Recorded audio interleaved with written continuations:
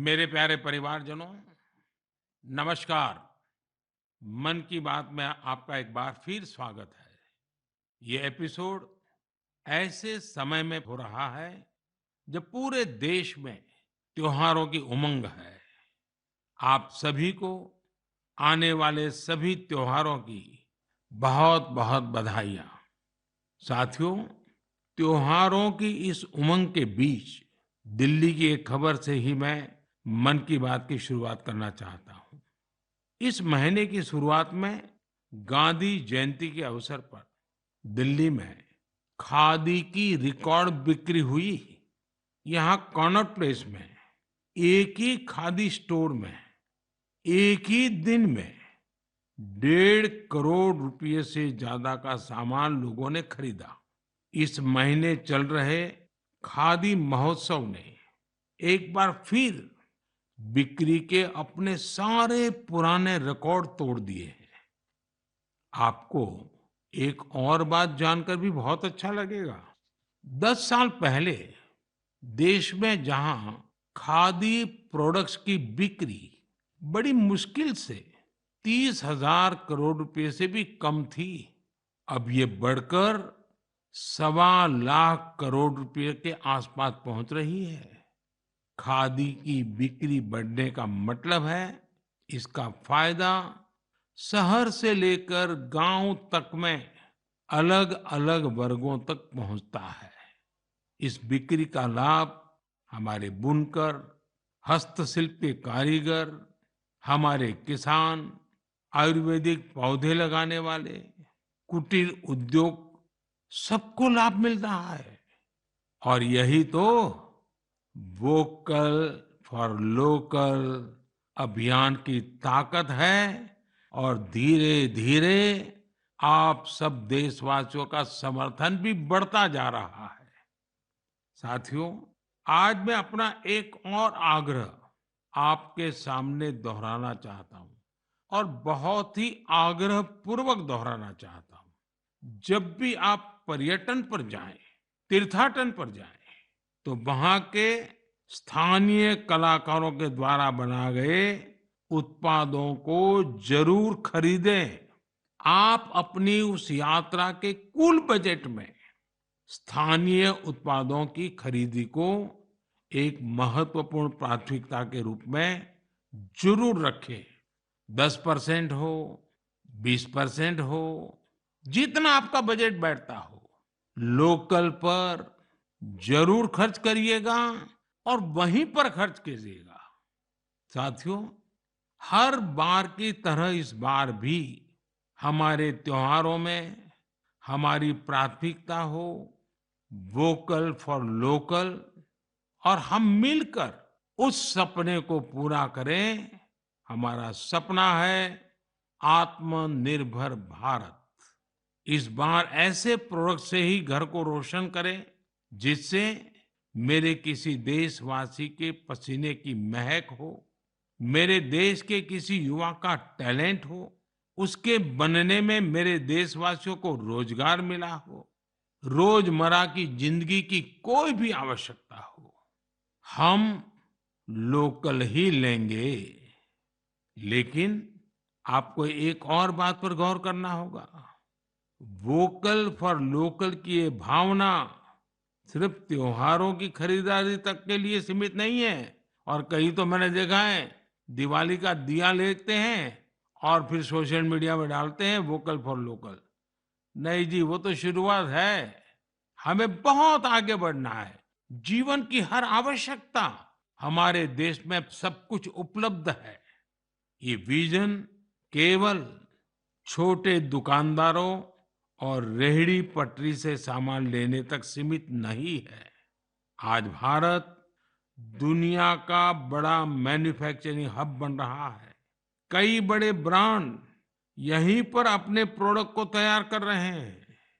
अगर हम उन प्रोडक्ट को अपनाते हैं तो मेक इन इंडिया को बढ़ावा मिलता है और ये भी लोकल के लिए वोकल ही होना होता है। और हाँ, ऐसे प्रोडक्ट को खरीदते समय हमारे देश की शान यूपीआई डिजिटल पेमेंट सिस्टम से पेमेंट करने के आग्रही बने, जीवन में आदत डालें और उस प्रोडक्ट के साथ या उस कारीगर के साथ सेल्फी नमो ऐप पर मेरे साथ शेयर करें और वो भी मेड इन इंडिया स्मार्टफोन से। मैं उनमें से कुछ पोस्ट को सोशल मीडिया पर शेयर करूंगा ताकि दूसरे लोगों को भी वोकल फॉर लोकल की प्रेरणा मिले। साथियों, जब आप भारत में बने भारतीयों द्वारा बनाए गए उत्पादों से अपनी दिवाली रोशन करेंगे, अपने परिवार की हर छोटी मोटी आवश्यकता लोकल से पूरी करेंगे, तो दिवाली की जगमगाहट ज्यादा बढ़ेगी ही बढ़ेगी, लेकिन उन कारीगरों की जिंदगी में एक नई दिवाली आएगी, जीवन की एक नई सुबह आएगी, उनका जीवन शानदार बनेगा। भारत को आत्मनिर्भर बनाइए, मेक इन इंडिया ही चुनते जाइए, जिससे आपके साथ साथ और भी करोड़ों देशवासियों की दिवाली शानदार बने, जानदार बने, रोशन बने, दिलचस्प बने। मेरे प्यारे देशवासियों, 31 अक्टूबर का दिन हम सभी के लिए बहुत विशेष होता है। इस दिन हमारे लौह पुरुष सरदार वल्लभ भाई पटेल की जन्म जयंती मनाते हैं। हम भारतवासी उन्हें कई वजहों से याद करते हैं और श्रद्धा पूर्वक नमन करते हैं। सबसे बड़ी वजह है देश की 580 से ज्यादा रियासतों को जोड़ने में उनकी अतुलनीय भूमिका। हम जानते हैं हर साल 31 अक्टूबर को गुजरात में स्टैच्यू ऑफ यूनिटी पर एकता दिवस से जुड़ा मुख्य समारोह होता है। इस बार इसके अलावा दिल्ली में कर्तव्य पथ पर एक बहुत ही विशेष कार्यक्रम आयोजित हो रहा है। आपको याद होगा, मैंने पिछले दिनों देश के हर गांव से, हर घर से मिट्टी संग्रह करने का आग्रह किया था। हर घर से मिट्टी संग्रह करने के बाद उसे कलश में रखा गया और फिर अमृत कलश यात्राएं निकाली गई। देश के कोने कोने से एकत्रित की गई ये माटी, ये हजारों अमृत कलश यात्राएं अब दिल्ली पहुंच रही है। यहां दिल्ली में उस मिट्टी को एक विशाल भारत कलश में डाला जाएगा और इसी पवित्र मिट्टी से दिल्ली में अमृत वाटिका का निर्माण होगा। यह देश की राजधानी के हृदय में अमृत महोत्सव की भव्य विरासत के रूप में मौजूद रहेगी। 31 अक्टूबर को ही देश भर में पिछले 2.5 साल से चल रहे आजादी के अमृत महोत्सव का समापन होगा। आप सभी ने मिलकर इसे दुनिया में सबसे लंबे समय तक चलने वाले महोत्सव में से एक बना दिया। अपने सेनानियों का सम्मान हो या फिर हर घर तिरंगा, आजादी के अमृत महोत्सव में लोगों ने अपने स्थानीय इतिहास को एक नई पहचान दी है। इस दौरान सामुदायिक सेवा की भी अद्भुत मिसाल देखने को मिली है। साथियों, मैं आज आपको एक और खुशखबरी सुना रहा हूं और विशेष करके मेरे नौजवान बेटे बेटियों को, जिनके दिलों में देश के लिए कुछ करने का जज्बा है, सपने हैं, संकल्प है। ये खुशखबरी देशवासियों के लिए तो है ही है। मेरे नौजवान साथियों, आपके लिए सविशेष है। 2 दिन बाद ही 31 अक्टूबर को एक बहुत बड़े राष्ट्रव्यापी संगठन की नींव रखी जा रही है और वो भी सरदार साहब की जन्म जयंती के दिन। इस संगठन का नाम है मेरा युवा भारत, यानी माय भारत। माय भारत संगठन भारत के युवाओं को राष्ट्र निर्माण के विभिन्न आयोजनों में अपनी सक्रिय भूमिका निभाने का अवसर देगा। ये विकसित भारत के निर्माण में भारत की युवा शक्ति को एकजुट करने का एक अनोखा प्रयास है। मेरा युवा भारत की वेबसाइट माय भारत भी शुरू होने वाली है। मैं युवाओं से आग्रह करूंगा, बार बार आग्रह करूंगा कि आप सभी मेरे देश के नौजवान, आप सभी मेरे देश के बेटे बेटी mybharat.gov.in पर रजिस्टर करें और विभिन्न कार्यक्रम के लिए साइन अप करें। 31 अक्टूबर को पूर्व प्रधानमंत्री श्रीमती इंदिरा गांधी जी की पुण्यतिथि भी है। मैं उन्हें भी भावभीनी श्रद्धांजलि अर्पित करता हूं। मेरे परिवारजनों, हमारा साहित्य, लिटरेचर एक भारत श्रेष्ठ भारत की भावना को प्रगाढ़ करने के सबसे बेहतरीन माध्यमों से एक है। मैं आपके साथ तमिलनाडु की गौरवशाली विरासत से जुड़े दो बहुत ही प्रेरक प्रयासों को साझा करना चाहता हूं। मुझे तमिल की प्रसिद्ध लेखिका बहन शिवशंकरी जी के बारे में जानने का अवसर मिला है। उन्होंने एक प्रोजेक्ट किया है, नीट इंडिया थ्रू लिटरेचर। इसका मतलब है साहित्य से देश को एक धागे में पिरोना और जोड़ना। वे इस प्रोजेक्ट पर बीते 16 सालों से काम कर रही है। इस प्रोजेक्ट के जरिए उन्होंने 18 भारतीय भाषाओं में लिखे साहित्य का अनुवाद किया है। उन्होंने कई बार कन्याकुमारी से कश्मीर तक और इम्फाल से जैसलमेर तक देश भर में यात्राएं की, ताकि अलग अलग राज्यों के लेखकों और कवियों के इंटरव्यू कर सके। शिवशंकरी जी ने अलग अलग जगहों पर अपनी यात्रा की, ट्रैवल कमेंट्री के साथ उन्हें पब्लिश किया है। ये तमिल और अंग्रेजी दोनों भाषाओं में है। इस प्रोजेक्ट में 4 बड़े वॉल्यूम्स हैं और हर वॉल्यूम भारत के अलग अलग हिस्से को समर्पित है। मुझे उनकी इस संकल्प शक्ति पर गर्व है। साथियों, कन्याकुमारी के थिरु ए.के. पेरुमल जी का काम भी बहुत प्रेरित करने वाला है। उन्होंने तमिलनाडु के ये जो स्टोरी टेलिंग ट्रेडिशन है, उसको संरक्षित करने का सराहनीय काम किया है।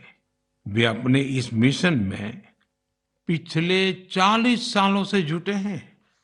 इसके लिए वे तमिलनाडु के अलग अलग हिस्सों में ट्रैवल करते हैं और फोक आर्ट फोरम्स को खोजकर उसे अपनी बुक का हिस्सा बनाते हैं। आपको जानकर आश्चर्य होगा कि उन्होंने अब तक ऐसी करीब 100 किताबें लिख डाली हैं। इसके अलावा पेरुमल जी का एक और भी पैशन है। तमिलनाडु के टेम्पल कल्चर के बारे में रिसर्च करना उन्हें बहुत पसंद है। उन्होंने लेदर पपेट्स पर भी काफी रिसर्च की है, जिसका लाभ वहां के स्थानीय लोक कलाकारों को हो रहा है। शिवशंकरी जी और ए.के. पेरुमल जी के प्रयास हर किसी के लिए एक मिसाल है। भारत को अपनी संस्कृति को सुरक्षित करने वाले ऐसे हर प्रयास पर गर्व है, जो हमारी राष्ट्रीय एकता को मजबूती देने के साथ ही देश का नाम, देश का मान सब कुछ बढ़ाएं। मेरे परिवारजनों, आने वाले 15 नवंबर को पूरा देश जनजातीय गौरव दिवस मनाएगा। ये विशेष दिन भगवान बिरसा मुंडा की जन्म जयंती से जुड़ा है। भगवान बिरसा मुंडा हम सबके हृदय में बसे हैं। सच्चा साहस क्या है और अपनी संकल्प शक्ति पर अड़िग रहना किसे कहते हैं, ये हम उनके जीवन से सीख सकते हैं। उन्होंने विदेशी शासन को कभी स्वीकार नहीं किया। उन्होंने ऐसे समाज की परिकल्पना की थी जहां अन्याय के लिए कोई जगह नहीं थी। वे चाहते थे कि हर व्यक्ति को सम्मान और समानता का जीवन मिले। भगवान बिरसा मुंडा ने प्रकृति के साथ सद्भाव से रहना, इस पर भी हमेशा जोर दिया। आज भी हम देख सकते हैं कि हमारे आदिवासी भाई बहन प्रकृति की देखभाल और उसके संरक्षण के लिए हर तरह से समर्पित है। हम सबके लिए हमारे आदिवासी भाई बहन का ये काम बहुत बड़ी प्रेरणा है। साथियों, कल यानी 30 अक्टूबर को गोविंद गुरु जी की पुण्यतिथि भी है। हमारे गुजरात और राजस्थान के आदिवासी और वंचित समुदायों के जीवन में गोविंद गुरु जी का बहुत विशेष महत्व रहा है। गोविंद गुरु जी को भी मैं अपनी श्रद्धांजलि अर्पित करता हूँ। नवंबर महीने में हम मानगढ़ नरसंहार की बरसी भी मनाते हैं। मैं उस नरसंहार में शहीद मां भारती की सभी संतानों को नमन करता हूँ। साथियों, भारतवर्ष में आदिवासी योद्धाओं का समृद्ध इतिहास रहा है। इसी भारत भूमि पर महान तिलका मांझी ने अन्याय के खिलाफ बिंगुल फूंका था। इसी धरती से सिद्धो कान्हू ने समानता की आवाज उठाई। हमें गर्व है कि जन योद्धा टंट्या भील ने हमारी धरती पर जन्म लिया। हम शहीद वीर नारायण सिंह को पूरी श्रद्धा के साथ याद करते हैं, जो कठिन परिस्थितियों में अपने लोगों के साथ खड़े रहे। वीर रामजी गोंड हो, वीर गुंडा धूर हो, भीमा नायक हो, उनका साहस आज भी हमें प्रेरित करता है। अल्लूरी सीताराम राजू ने आदिवासी भाई बहनों में जो अलग जगाई, उसे देश आज भी याद करता है। नॉर्थ ईस्ट में कियांग नोबांग और रानी गाइदिन्ल्यू जैसे स्वतंत्रता सेनानियों से भी हमें काफी प्रेरणा मिलती है। आदिवासी समाज से ही देश को राजमोहिनी देवी और रानी कमलापति जैसी वीरांगनाएं मिली। देश इस समय आदिवासी समाज को प्रेरणा देने वाली रानी दुर्गावती जी की 500वीं जयंती मना रही है। मैं आशा करता हूं कि देश के अधिक से अधिक युवा अपने क्षेत्र की आदिवासी विभूतियों के बारे में जानेंगे और उनसे प्रेरणा लेंगे। देश अपने आदिवासी समाज का कृतज्ञ है, जिन्होंने राष्ट्र के स्वाभिमान और उत्थान को हमेशा सर्वोपरि रखा है।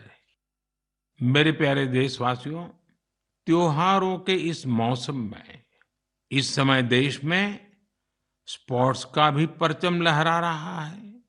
पिछले दिनों एशियन गेम्स के बाद पैरा एशियन गेम्स में भी भारतीय खिलाड़ियों ने जबरदस्त कामयाबी हासिल की है। इन खेलों में भारत ने 111 मेडल जीतकर एक नया इतिहास रच दिया है। मैं पैरा एशियन गेम्स में हिस्से लेने वाले सभी एथलीट्स को बहुत बहुत बधाई देता हूं।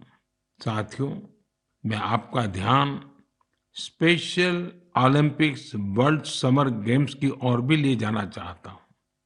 इसका आयोजन बर्लिन में हुआ था। ये प्रतियोगिता हमारे इंटेलेक्चुअल डिसेबिलिटीज वाले एथलीटों की अद्भुत क्षमता को सामने लाती है।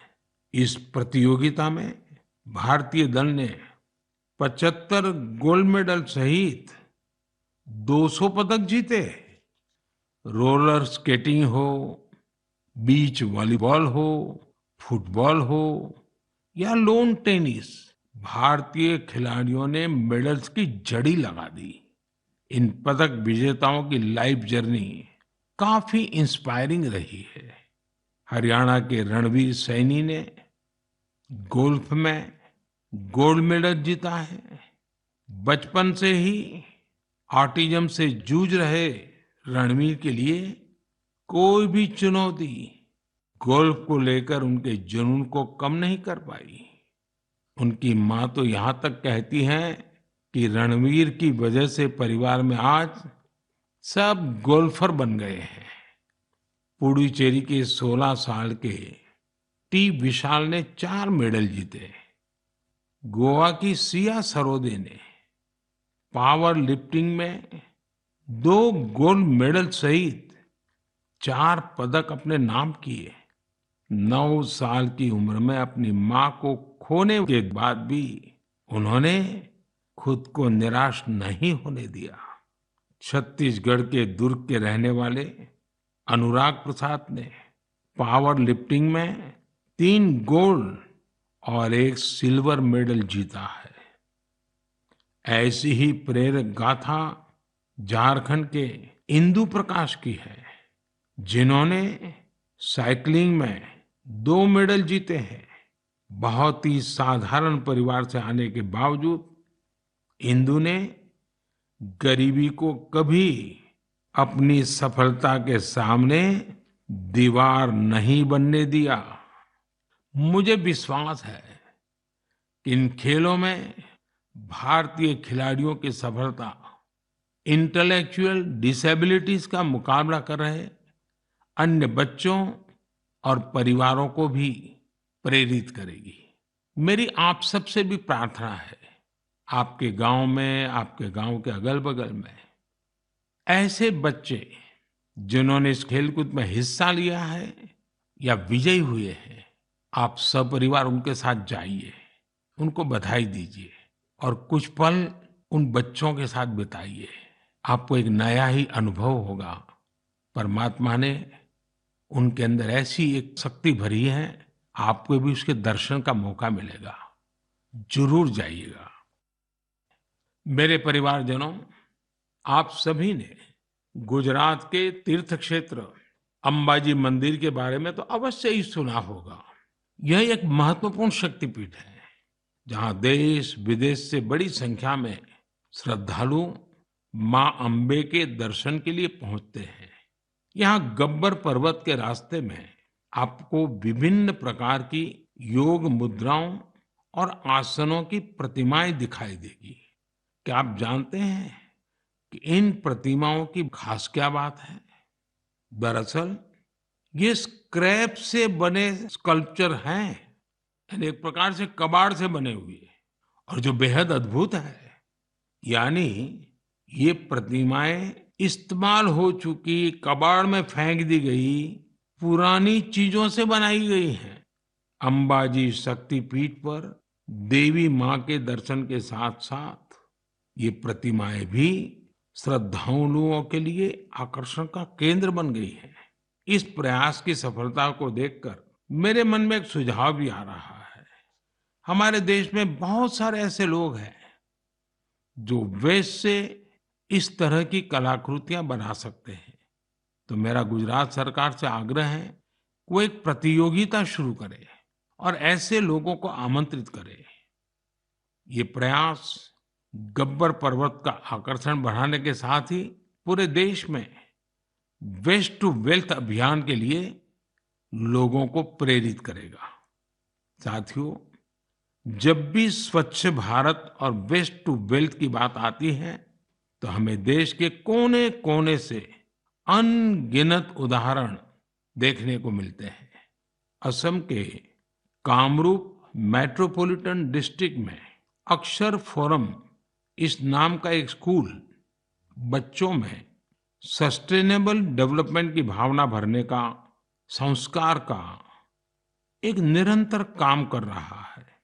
यहाँ पढ़ने वाले विद्यार्थी हर हफ्ते प्लास्टिक वेस्ट जमा करते हैं, जिसका उपयोग इको फ्रेंडली ईंटें और चाबी की चेन जैसे सामान बनाने में होता है। यहाँ स्टूडेंट्स को रिसाइकलिंग और प्लास्टिक वेस्ट से प्रोडक्ट बनाना भी सिखाया जाता है। कम आयु में ही पर्यावरण के प्रति ये जागरूकता इन बच्चों को देश का एक कर्तव्यनिष्ठ नागरिक बनाने में बहुत मदद करेगी।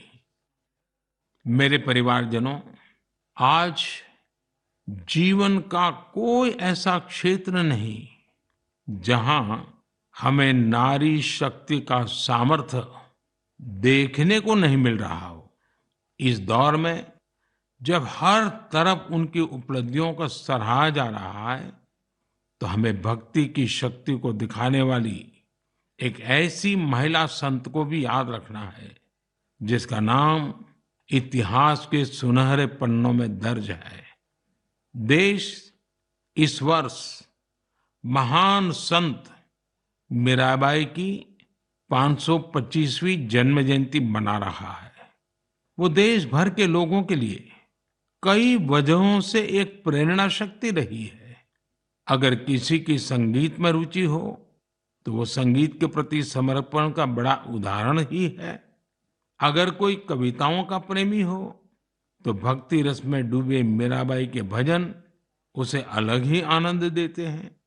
अगर कोई दैवीय शक्ति में विश्वास रखता हो, तो मीराबाई का श्री कृष्ण में लीन हो जाना उसके लिए एक बड़ी प्रेरणा बन सकता है। मीराबाई संत रविदास को अपना गुरु मानती थी। वो कहती भी थी, गुरु मिलिया रैदास दीनी ज्ञान की गुटकी। देश की माताओं, बहनों और बेटियों के लिए मीराबाई आज भी प्रेरणा पुंज है। उस कालखंड में भी उन्होंने अपने भीतर की आवाज को ही सुना और रूढ़िवादी धारणाओं के खिलाफ खड़ी हुई। एक संत के रूप में भी वे हम सबको प्रेरित करती है। वे भारतीय समाज और संस्कृति को तब सशक्त करने के लिए आगे आई, जब देश कई प्रकार के हमले झेल रहा था। सरलता और सादगी में कितनी शक्ति होती है, ये हमें मीराबाई के जीवन काल से पता चलता है। मैं संत मीराबाई को नमन करता हूँ। मेरे प्यारे परिवारजनों, इस बार मन की बात में इतना ही। आप सबके साथ होने वाला हर संवाद मुझे नई ऊर्जा से भर देता है। आपके संदेशों में उम्मीद और पॉजिटिविटी से जुड़ी सैकड़ों गाथाएं मुझ तक पहुंचती रहती है। मेरा फिर से आपसे आग्रह है, आत्मनिर्भर भारत अभियान पर बल दें, स्थानीय उत्पाद खरीदें, लोकल के लिए वोकल बने। जैसे आप अपने घरों को स्वच्छ रखते हैं, वैसे ही अपने मोहल्ले और शहर को स्वच्छ रखें।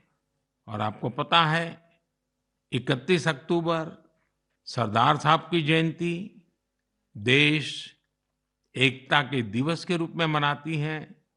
देश के अनेक स्थानों पर रन फॉर यूनिटी के कार्यक्रम होते हैं।